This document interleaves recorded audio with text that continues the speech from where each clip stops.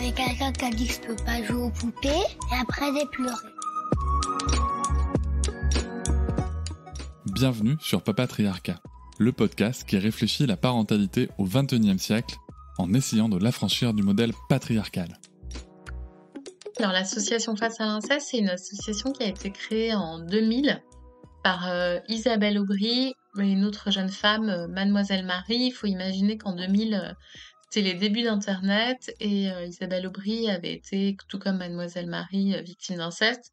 Elle sortait d'une très longue procédure judiciaire contre son père, donc il l'avait incesté, qu'il a aussi prostitué. Et c'était vraiment tout un parcours judiciaire, je pense, d'une violence inouïe, puisqu'en fait, pendant tout le long de cette procédure, il a fallu qu'elle prouve, qu'elle démontre qu'elle n'était pas consentante. Elle a vraiment été, je dirais, malmenée judiciairement et administrativement. Aujourd'hui, un enfant qui révèle l'inceste, d'ailleurs ils sont très peu nombreux à parler, il doit être protégé immédiatement, mis en sécurité. Un enfant qui révèle l'inceste, lui, il veut pas que forcément que le parent ou la personne de sa famille aille en prison, mais il veut que ça s'arrête. Donc il faut qu'on puisse mettre en place un ensemble de mesures qui fassent en sorte que ça s'arrête.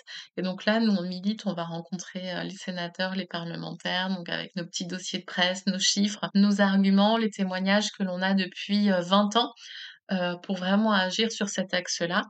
Les gendarmes me posaient la question, mais qu'est-ce qui peut tout changer pour un enfant si on peut pas lui garantir en effet que son agresseur ira en prison, qu'il sera protégé immédiatement?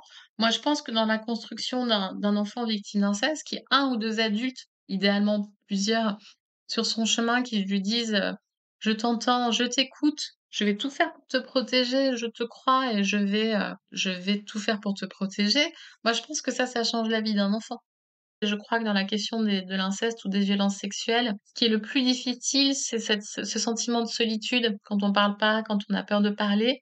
Et puis, une fois que l'on parle et qu'on s'aperçoit qu'il y a des réseaux, je crois que se sentir entouré de personnes qui sont à même de nous comprendre, et c'est le cas face à l'inceste, de se soutenir les uns les autres, je pense que ça change tout. Donc je dirais: «Vous n'êtes pas seuls» et puis comme tu l'as dit, ça va s'arrêter. Mais surtout, vous n'êtes pas seuls et on peut vous aider pour que ça s'arrête au plus tôt. Et voilà, j'espère que cet extrait t'a plu. Tu pourras retrouver l'épisode en entier dès demain sur toutes tes plateformes préférées comme Apple Podcast, Podcast Addict, Pocket Cast ou encore Spotify. On peut aussi se retrouver sur les réseaux sociaux, sur Instagram, Facebook, TikTok, mais aussi tu peux t'abonner à ma newsletter, tu trouveras le lien en description.